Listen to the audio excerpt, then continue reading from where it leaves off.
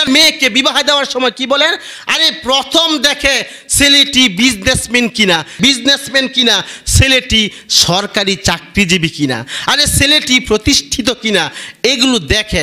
কিন্তু দেখে না ছেলেটি 5 ওয়াক্ত নামাজ আদায় করে কিনা, দেখে না ছেলেটি দিনদার কিনা। সবাই তো খারাপ না, পরে বিবাহ দেয়, ও সরকারি চাকরিজীবী গো, তার বড় লোভ আছে গো, তার বড় লোভ।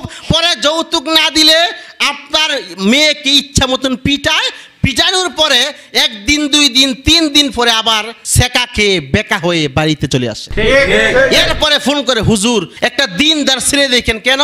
হুজুর আমার মেয়েটাকে বিবাহ দেওয়ার জন্য। আরে ভাই, আপনার মেয়েকে না সরকারি চাকরিজীবীর কাছে বিবাহ দিয়েছেন? না হুজুর, সেকা খেয়ে তালাক প্রাপ্ত হয়ে চলে আসছে। এখন হুজুর একটা দিনদার ছেলে দেখেন। দিনদার ছেলে, আলেমের ঠেকা পড়ছে।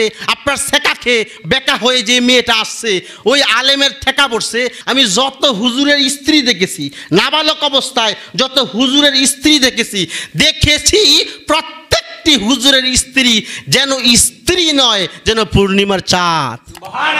আমি নাবালক অবস্থায় হুজুরদের স্ত্রী দেখেছি, প্রত্যেকটি হুজুরের স্ত্রী আর স্ত্রী নয় যেন জান্নাতের হুর, আর স্ত্রী নয় যেন পূর্ণিমার চাঁদ। পূর্ণিমার চাঁদের চেয়েও সুন্দর। লাকাদ খলাকনাল ইনসানা ফি আহসানি তাকওয়িম। অতএব আপনি পূর্বে হুজুর তালাশ করেন নাই, আরে প্রথম তালাশ করেছেন সরকারি চাকরিজীবী, এরপরে সেকা খেয়ে বেকা হওয়ার পরে তালাশ করেন আলেম, তালাশ করেন দিনদার ছেলে। আরে হুজুরের ঠেকা পড়ছে, আপনার মেয়ে সেকা খেয়ে বেকা হওয়ার পরে হুজুরের ঠেকা পড়ছে এই বেকা হওয়া মেয়ে নিয়ে যাওয়ার জন্য। হুজুররা কি অত বলদ নাকি?